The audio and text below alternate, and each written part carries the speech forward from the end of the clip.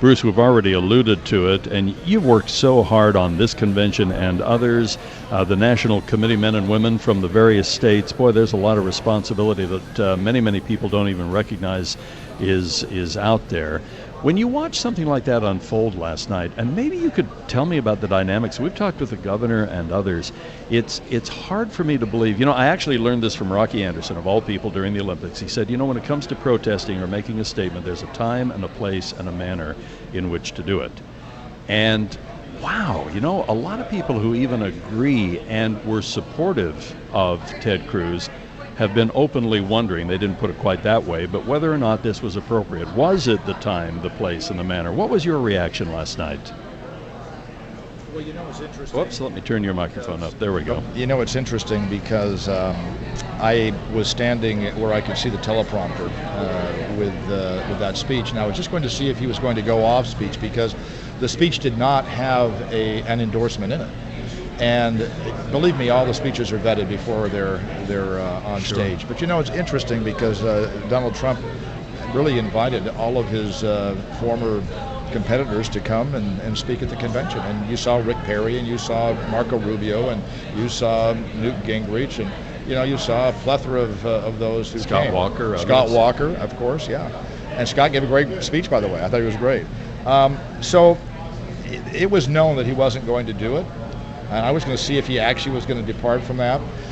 The audience loved what. First of all, let me just say something about Ted Cruz. Ted Cruz had, I think, one of the best structured, one of the best speeches of the convention. I mean, it was a heart tug. It was when he talked about what had unfolded in Texas. Yeah. Whoa. It was a beautiful. It was beautifully laid out, and the way that he organized it and communicated it and expressed it was just fantastic. And I give him props for the content of what he had to say there. The audience was completely and 100% behind him.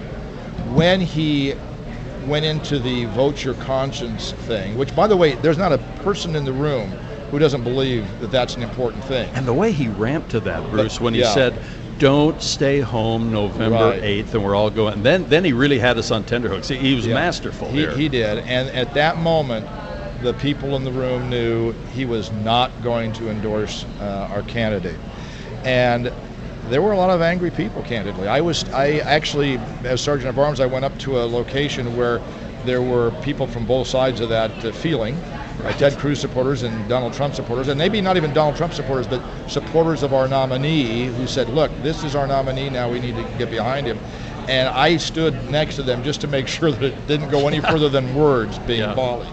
Because, you know what, people are passionate.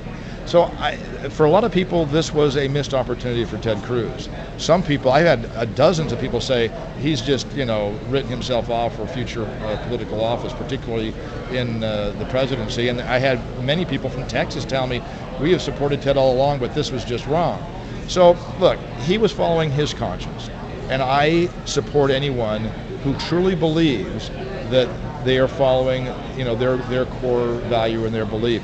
What some people feel is that sometimes people act out of political expediency or political gain, and I think in this moment it's hard to discern between the two sometimes. And so was it an opportunity lost? It was, but at the same time, I don't fault anybody for expressing their true belief. And even the first couple of days when people were there was a little bit of a little raucous and contention and such. Sure. And really what that was about is really people not understanding the rules as well as they probably should have. And if they really truly understood them going in, and I think that is a problem that we need to solve, that we wouldn't have had some of that contention. But the reality is, this is a convention. People are going to express their feelings, and that's what we're here for. This is a venting opportunity. It's not just a coronation opportunity, and certainly we should be able to do it. But I will say that and I've talked about this at conventions in the past, that there is not only a time and a place, but there is a tone and a temperament and tolerance that also ought to be put into place when people are expressing their opinions, and that they ought to be done with the right tone and with the right temperament and with tolerance for other people's views. And if you'll do that, then we don't get into shouting matches, right. And we actually get to hear what people have to say and understand their feelings about certain things. Before we talk about Did I just say feelings? Oh my gosh. A Republican and play the empathy song. and feelings. I mean, feelings. Yeah. Bruce, I want to talk about National Committeeman, and Sure. we talked with Thomas Wright, who will be taking that role before too long. Yeah, he'll do a great job. But before we do, what does Donald Trump, I can't imagine the pressure on his daughter tonight, on him tonight, because every day has had a little brouhaha. I mean, nothing terrible, but you hope for a little orchestration, a little control, and kind of a building up to that big crescendo where you do really all of a sudden everybody just comes on board with the nominee. What does he have to do tonight? Well, first of all, I don't worry about Ivanka at all.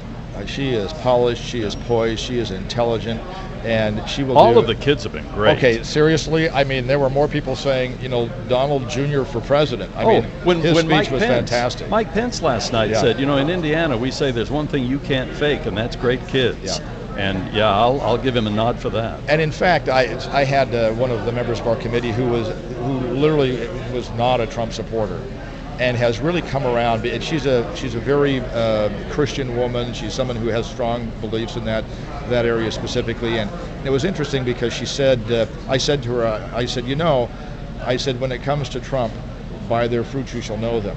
And I said that scripture really holds sway with me on this one, because those kids have shown to be a tempering influence, to have intelligence, and to have, I think, some good instincts. Yeah. Bruce, very quickly, you mentioned to me off the air, and I think some people know, that you're going to step down from National Committeeman and step into the role of kind of the head Boy Scout of the Great Salt Lake Council. Well, that's true. And by the way, we do not mix politics and Scouts. That is one thing that Scouts doesn't do. But I'll just say, let me just say they this. did a great presentation of the colors the other night. Wow. They did. And I went back and took a picture of them because they were wonderful. Fabulous. And I commended them on that thing. I have been so grateful. I was 4 years as the chairman of the Republican Party in Utah. I've been 8 years as a national committee man. I have enjoyed my service immensely. I've been involved in politics since the Goldwater years. I'm not necessarily going away, but you know what? I also believe in people taking turns. Yeah. I believe in people having other people have opportunities to serve in these arenas.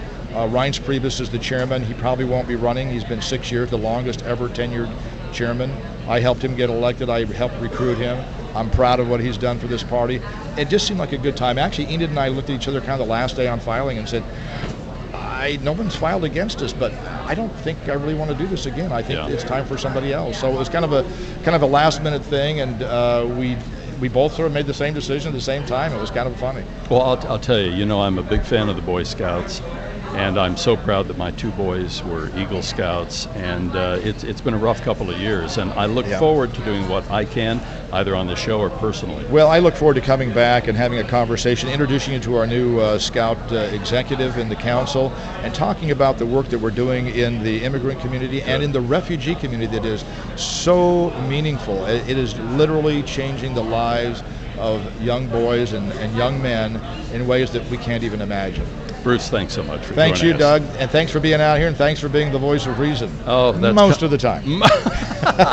Bruce and I have known each other a long time. What can I say?